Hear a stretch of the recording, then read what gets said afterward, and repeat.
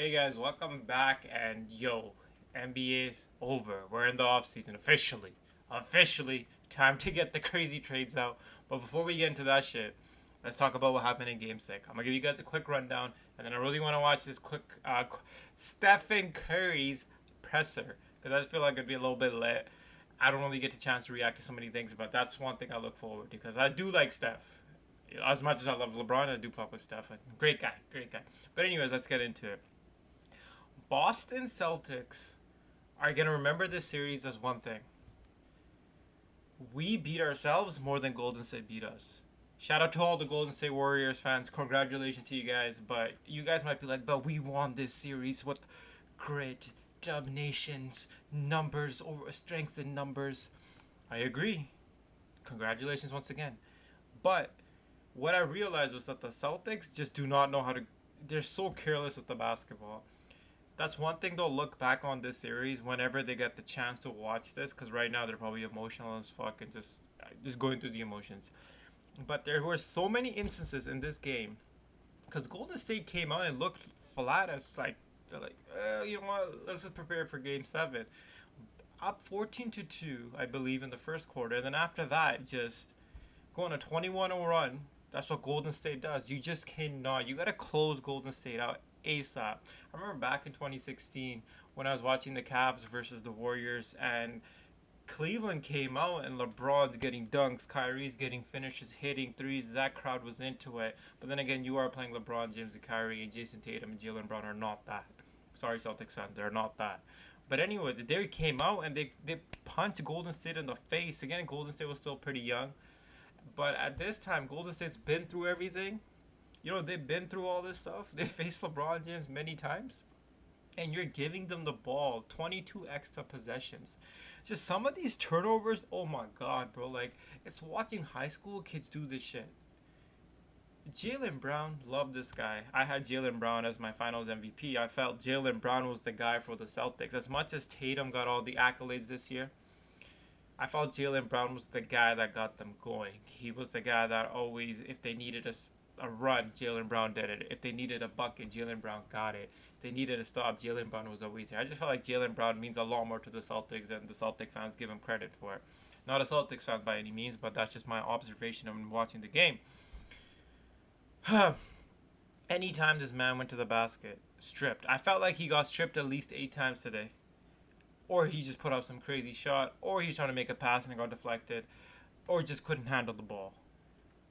He has the move, he has the package, but I just felt like the way he attacks sometimes. Like, I like it, even though he didn't get the calls. I appreciate it because he wasn't looking for calls. He attacked the body, but for some reason, this man would get stripped and lose the ball. Like coming off a pin down screen, loses the ball, crossover hits his leg out of bounds. Like, as the Celtics, as Amin Udoka was probably losing his mind. Like, yo, we're playing Golden State. You cannot do these things against Golden State. It's the Golden Empire. You cannot make these mistakes, bro. I just felt like he couldn't hammer this through their minds. Anyway, let's get to Jason Tatum. JT, what just happened, man? For the first time watching Jason Tatum, his confidence was at a peak versus KD. Gave him buckets. Didn't let them get a win. Then he goes faces Giannis, playing pretty decent. I would say he played very well. Goes up against Jimmy Buckets in Game 6. Goes to Miami. Wins in Game 6. Hits crucial buckets. Even though Boston could have choked that, but they got it done regardless. And in this series, especially in the game your team needs you the most, all first team this year, and you just give them that for this entire series. I just felt like I never felt Jason Tatum's presence. Am I the only one tripping, or you guys feel the same way? Even though when he had those scoring, whenever he's hitting those shots, it just never felt like it meant anything in this series at all. At all. I'm looking today. He's coming now. He's like 3 for 5 in the first quarter. I'm like, yo, we got Jason Tatum, but it was the same movie we saw this entire in the NBA Finals. He comes out a little bit and then just disappears, gone, missing. Seriously, as a Boston fan, I'd be losing my shit. That's why my team isn't in the finals. But come on, we needed a better performance. Andrew Wiggins was out here. This man legit went to Super Saiyan level 3000. I don't know what happened to Andrew Wiggins. He went to a demigod or something, boosted his stats on 2K styles, and just Jason Tatum had that. Just didn't want to see Andrew Wiggins. Just could not get by Andrew Wiggins at all in this entire series. Just couldn't. Just couldn't. Today when I was watching it, he got the ball wherever he wanted it. And Andrew Wiggins like, bro, you're not getting past me at all. Even though if you did get past me, I know you're not going to try to finish to the contact. You're looking for contact, and the refs are not giving it to you. Bro, the refs were not giving you the calls from the start of the series when you are trying to get the James Harden exploitation, which is draw the contact. They're not giving it to you. What did you not understand in this series? Seriously, what did you not understand? You have to adapt to the game, and you were not adapting at all. You did the same thing in the game your team needed you the most. I remember this play vividly. It's a 2-on-1. Jason Tatum. It could have been a 2-on-2. He's going right at Draymond Green and tries some bizarre, like Kyrie, like left-hand finish, and it wasn't even a foul. He's looking at the refs like, where's the call? I'm a superstar in this league. Give me this call. You cannot get this call. They haven't been calling it the entire series, so why would they give it to you now?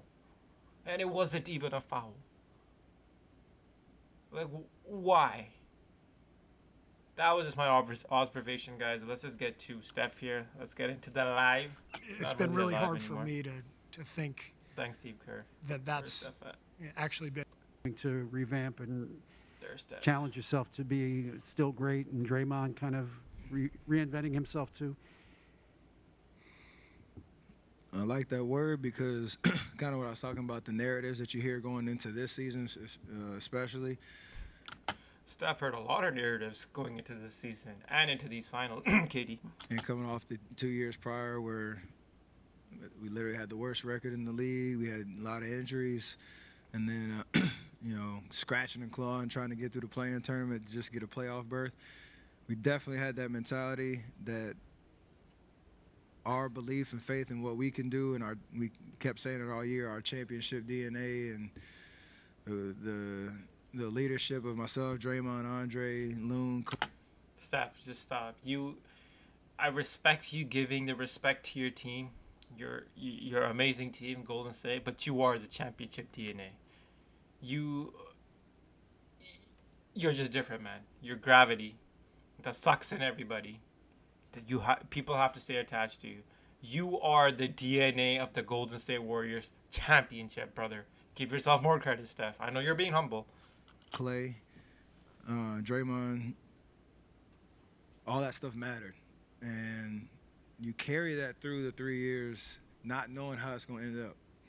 All you can do is control that belief, and behind the scenes and how you show up every single day, you embody that. And then when it comes time to taking advantage of an opportunity, things click. I remember 2 months ago, I was injured. We were sliding in defensive rating. We kind of limped our way into the postseason, and we clearly. I was injured. By whom? Steph kind of gave like a cheap shot today. If you guys watched it towards the end of the game to Marcus Smart, that was revenge. 100% that was revenge. Steph's sneaky like that. He said, like, we have to peak at the right time, not knowing what our rotation was going to look like, not knowing what the chemistry was going to look like, because that's what the situation called for. And then we did. Like, it's crazy to think about. All that talk paid off. So manifest your destiny in a certain way. And that stubbornness of, like, who we are matters more than what anybody's saying about us is why we're here. Last question for Steph in the middle. Last question. Daniel Bell, BSO. Do you feel like this one means... He has to go celebrate, right? They're like, yo, we only got you like 5 questions. Give it your best questions. That's it's 5, man. Man, he just came on the podium, bro. A little bit more. I know you said it hits different, but do you feel like different better given everything that you guys have been through and all the everything that was said about you guys over the last few years with the injuries and you missing time, Clay missing time, you guys coming back? Is this just a better feeling than the past ones? Everybody has been reaching since Steph has won this Started with ESPN. They all want this answer from Steph, and you guys know exactly the answer they want from Steph. I wish we could. I'll translate what they're basically asking him, because obviously they can't ask him directly, but he knows what they're trying to ask is, well, does this one feel different, Steph? You've heard all the noise. You had a great player on your team, and you gave him the keys. His name happened to be Kevin Durant. Does this one feel different, hearing all the noise that you needed KD to win the championships versus LeBron James? And Steph has just won one without KD, so we know who needed who more. Kevin Durant didn't even pass the first round against these Celtics, and Steph did it. As lucky as you may say, whatever the championship run, Golden State didn't have. They faced Denver in the first round. Jamal Murray was injured. Michael Porter Jr. was injured. Second round, Jaw gets injured. Third round, though Luka didn't have help. And now it is what it is, man. But Steph did it without KD regardless. And this is what everybody wants Steph to say. But Steph is so humble. I don't think he's going to give us any reaction. Dude's just so likable. Look at this. He's like, damn, you're really trying to get this out of me, huh? Let's see what he says. He might give us something. I mean, the moment when you get it done is different, but or it's sorry, that's comparatively, it's all kind of the same, because you're letting out all your emotions of the year, and you know you're the last team standing, you're celebrating a championship. But I say this one hits different is because Steph, say it. Steph, say it. They all want to hear it. He's not gonna say it. Those, from 15 to 19, it was kind of a steady climb to getting to the championship. And whether you won or lost, you kind of just left it all out there. Then you go through these last 2 years and conversations, narratives, we're too old, He's lingering. He's literally playing on like the ladder of we're too old, we're injured. Kevin Durant. KD left. Are you gonna say it? The parallel timelines of developing young guys and keeping our core together, all those tough decisions that we had to make, that weighs on you for as much time as we were going through it. And then you get to the point where you're in a playoff series against, Denver and then Memphis and then Dallas, and get to Boston, and it's like, we're right here, and it's surreal. And then you get to the finish line, and that's why I think this one is definitely different, because of just the 3 years of baggage we carried coming out of that Game 6 in 2019. And, I mean, I can say it now, but I don't know how. I can say it now. You guys think he'll say what he's going to say? Many teams could carry that for as long as we had, with the expectations of, comparing us now to teams of past, and make it to the mountaintop again. So a lot of people in that locker room that are enjoying this to the fullest, and they should, because of who we are as a team. It's pretty amazing. Thanks, Steph. Man is just so humble. He just can't. Even though he said he's the petty king cooked out there today. But Steph wasn't going to give us the answer we were all looking for today. I thought he'd mention KD. Maybe he mentions this after, when he's drunk. Because we know what the headlines are going to be tomorrow. ESPN, Steph Curry wins Finals MVP.